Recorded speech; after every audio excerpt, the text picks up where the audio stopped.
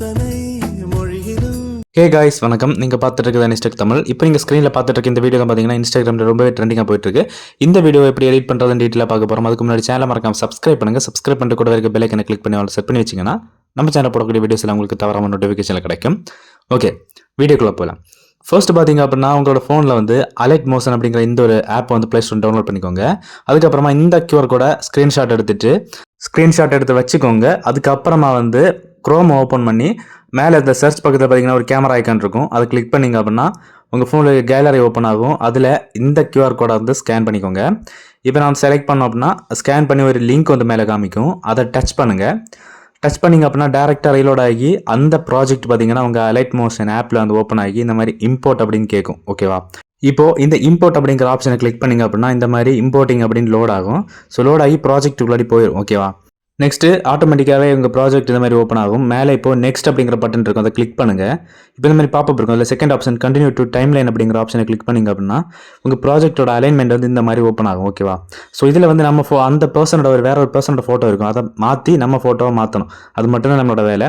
So அதுக்கு பார்த்தீங்க அப்படின்னா இப்போ வந்து கீழே வந்து பார்த்திங்க அப்படின்னா அந்த லேயர்ஸ் எல்லாமே இருக்கு இல்லையா? ஸோ அதை கொஞ்சம் கீழே ஸ்க்ரோல் பண்ணும்போது அதில் கொடுத்துருக்க இல்லையா அந்த ஃப்ரேமில் இருக்க லேயர்ஸ் எல்லாமே வரும்.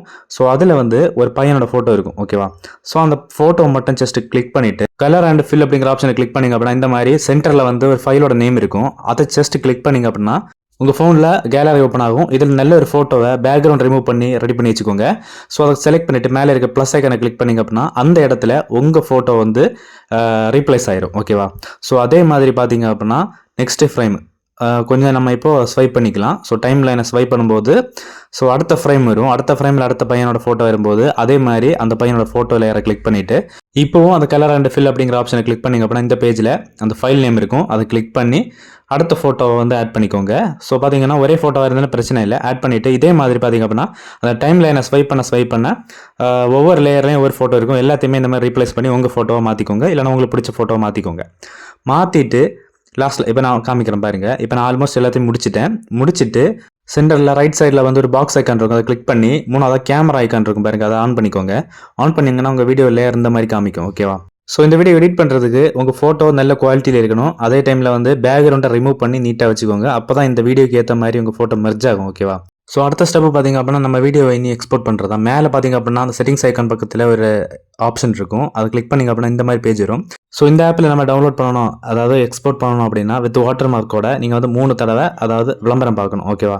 ஸோ 3 தடவை விளம்பரம் பார்த்தீங்க அப்படின்னா தான் அதாவது பார்த்தீங்கன்னா அட்வர்டைஸ்மெண்ட் பார்க்கும்போது தான் வாட்டர் மார்க்கோட உங்களால் வீடியோ வந்து எக்ஸ்போர்ட் பண்ண முடியும். ஓகே, அட்வர்டைஸ்மெண்ட் பார்த்து முடிச்சாச்சு. இப்போ பார்த்தீங்கன்னா இந்த ஆப்ஷன் எல்லாமே ஆன்லைன் இருக்கட்டும், எதுவுமே தொடாதீங்க. கீழே எக்ஸ்போர்ட் பட்டனை கிளிக் பண்ணிக்கோங்க.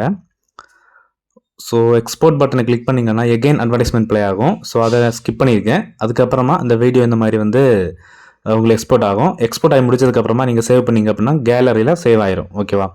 ஓகே, நம்ம சேவ் பண்ணி எடுத்ததுக்கப்புறம் வீடியோ இந்த மாதிரி தான் இருக்கும். ஸோ மேலே அலைன் மோஷன் அப்படிங்கிற ஒரு வாட்டர் மார்க் லோகோ இருக்கும். ஸோ அதை வந்து க்ளீன் பண்ணுறதுக்கு நம்ம இன்ஷாட்டை ஓப்பன் பண்ணி அந்த வீடியோ இம்போர்ட் பண்ணிக்கோங்க. இம்போர்ட் பண்ணிவிட்டு ஸோ பார்த்திங்க அப்படின்னா இதில் க்ராப் ஆப்ஷன் இருக்கும் பாருங்கள். அந்த வீடியோவில் க்ராப் ஆப்ஷனை கிளிக் பண்ணிக்கோங்க.